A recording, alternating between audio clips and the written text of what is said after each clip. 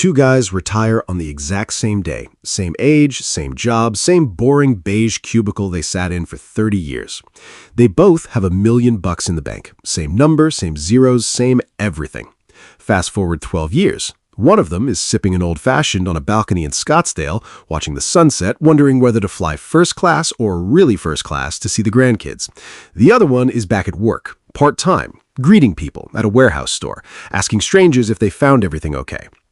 So what happened? Did one of them get unlucky? Did the market punch him in the face? Did he buy a timeshare in a swamp? Nope.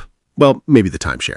But mostly, the difference came down to a handful of decisions. Quiet little choices that don't feel like a big deal in the moment, but compound into either Scottsdale balcony or welcome to the store. I dug into how genuinely wealthy retirees actually handle their money, the folks who not only keep their nest egg, but somehow grow it while spending it.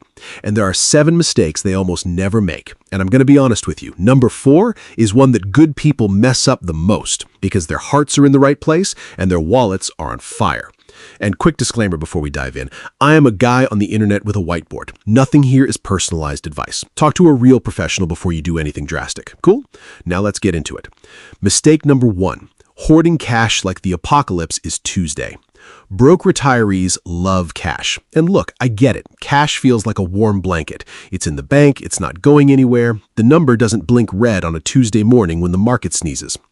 There is a real primal comfort in seeing a big fat balance just sitting there. The problem? Cash is a melting ice cube. Inflation walks up to your money every single year and takes a bite, and it never asks permission. At 3% inflation, the buying power of your money gets cut roughly in half over about 24 years. That dollar you're so proud of becomes 50 cents while you weren't looking.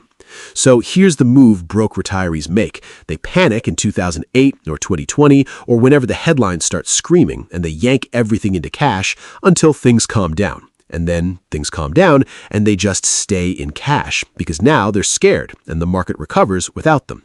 And they miss the entire rebound while feeling really, really safe. Wealthy retirees do something different, and it's almost annoyingly simple.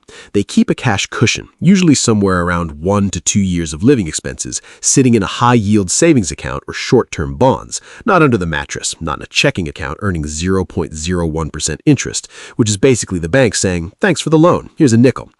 That cushion does one job. It lets them sleep at night and ride out a bad market without selling investments at the bottom. The rest of the money stays invested and keeps working. Cash for emergencies, investments for growth. 2 buckets, not one giant terrified bucket. The lesson isn't cash is evil. Cash is great in the right amount, doing the right job. But if you've got 8 years of expenses just chilling in a savings account because it feels safe, inflation is robbing you in broad daylight and leaving a thank you note. Mistake number 2, pretending healthcare costs just won't happen to them. Here's the broke retiree's plan for healthcare in retirement. Hope. That's it. That's the plan. I feel great. I've got Medicare. I'll be fine. And they genuinely believe it right up until the day a knee gives out or a diagnosis lands, or the big one, somebody needs long-term care. Then reality kicks the door in. Because here's what people don't realize. Medicare does not cover everything, not even close. It doesn't cover most long-term care, the assisted living, the nursing home, the in-home help when you can't quite do it all yourself anymore. And that stuff is brutally expensive. We're talking the kind of monthly bills that can vaporize a nest egg in a few short years. A decade of disciplined saving gone because nobody planned for the part of life that's the most expensive. And the broke retiree strategy when it hits, they start ripping money out of the portfolio in a panic to cover it. Huge withdrawals, terrible timing, often selling investments at the worst possible moment while emotionally wrecked from whatever health crisis kicked it off in the first place.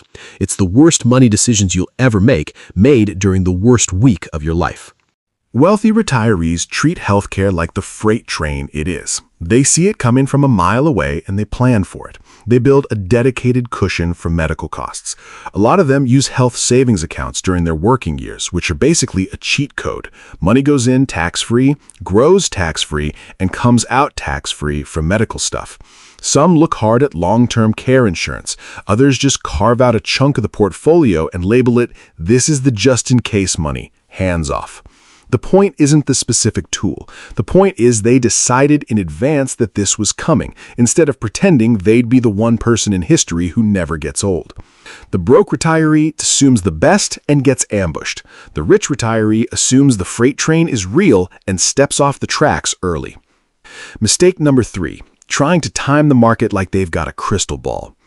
All right, time for some tough love. Nobody can consistently predict the market. Not the guy on cable news yelling with the sound effects, not your brother-in-law Greg who called the last crash and will not let you forget it, not the hedge fund managers with supercomputers and PhDs and offices that cost more than your house. And yet, broke retirees are convinced they can feel it coming. They get a bad feeling. The news gets scary, so they sell everything, plan to buy back in when it's lower, and wait for the perfect moment. Spoiler, the perfect moment never sends a calendar invite. Here's the brutal stat that keeps me up at night. A huge chunk of the market's gains come from a tiny handful of the best days. And those best days have this rude habit of showing up right next to the worst days, usually in the middle of total chaos.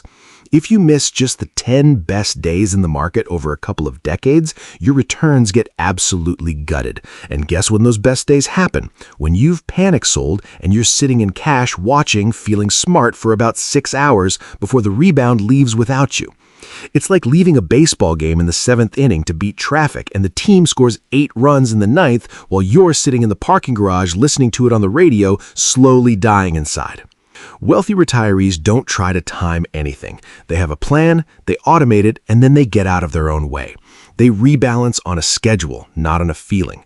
When stocks drop, they don't see a disaster, they see a sale. They've got that cash cushion from mistake number 1, so they're never forced to sell low. And critically, they understand that time in the market beats timing the market every single time, with a confidence that should honestly be embarrassing for anyone still trying. Mistake number 4, bankrolling the adult kids into the Stone Age. Here comes the emotionally costly mistake. Wealthy parents love their kids. Of course they do, but here's the difference. They love their kids without setting their own retirement on fire to do it. Broke retirees, on the other hand, become a human ATM. The kid needs a car, co-signed, no problem.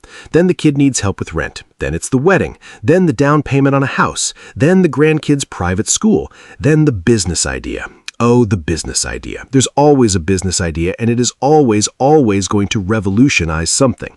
And mom and dad just keep saying yes, because saying no to your own child feels like the worst thing in the world, until one day they look up and realize they've handed over 150 grand of their retirement, the business folded, and now they're the ones who can't afford their own life. Here's the harsh truth that wealthy families understand. If you bankrupt yourself helping your kids, guess who becomes the financial burden in 15 years? You do. The most generous thing you can do for your children is to not become your dependent in your 80s. Wealthy retirees absolutely help their kids, but they do it on purpose, with limits, out of a number they've already decided they can give without wrecking their own plan. They might say, "I'll match what you save," or "Here's a one-time gift and that's it," or my favorite, "I love you," and the answer is no. That sentence has saved more retirements than any stock pick in history. And honestly, sometimes the most loving thing you can hand your kid isn't a check. It's the experience of figuring it out themselves, the same way you had to. Funny how that works.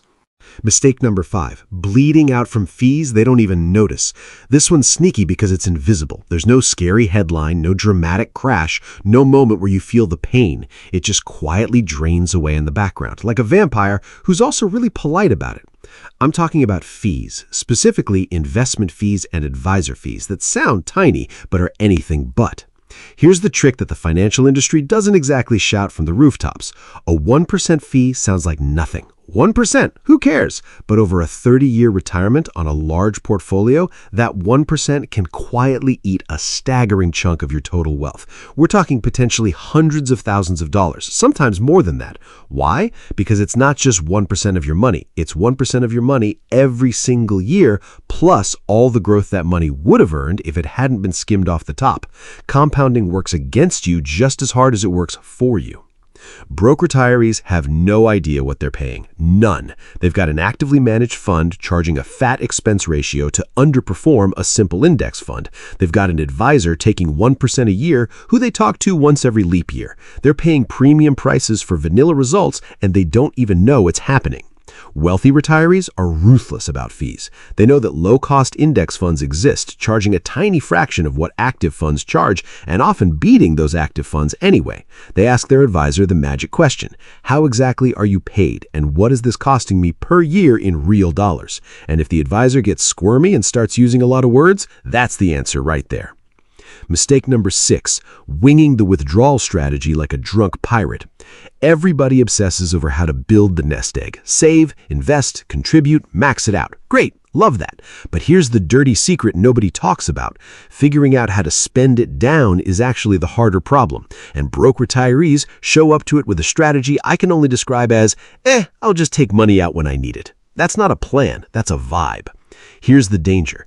If you retire and the market tanks in your first few years and you're also pulling money out to live on, you're selling investments at low prices to pay your bills. That's a double whammy. Your portfolio is dropping and you're draining it, and it can permanently cripple your nest egg.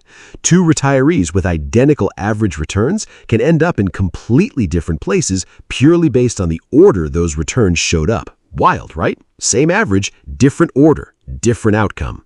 Broke retirees don't account for any of this. They just withdraw on autopilot, sell low in bad years, and wonder why the money's evaporating faster than expected. Wealthy retirees have an actual withdrawal strategy. These retirees get flexible in down years, trimming spending a little instead of selling into the crash. They lean on that cash cushion when stocks are down. They think about which accounts to pull from in which order. They have a plan to turn a pile of money into a paycheck, which, when you think about it, is the entire point of the pile. Building wealth is offense. Spending it down without running out is defense. And as any coach will tell you, defense wins championships. Mistake number 7, forgetting the taxman has a key to the house. Here's what trips people up. That traditional 401k and traditional IRA you've been so proud of stuffing for 30 years, you never paid taxes on that money going in, which means Uncle Sam is a silent partner in your account, patiently waiting. Every dollar you pull out of those accounts in retirement gets taxed as ordinary income. So if you've got $1 million in a traditional IRA, you do not have $1 million. You have $1 million minus whatever the government decides your slice is. Surprise, you had a roommate this whole time and he wants rent. And it gets spicier. Once you hit your 70s, the government forces you to start pulling money out whether you want to or not. Those are required minimum distributions, RMDs. And if you've got a giant traditional account, those forced withdrawals can rocket you into a higher tax bracket, mess with how much of your Social Security gets taxed, and even jack up your Medicare premiums.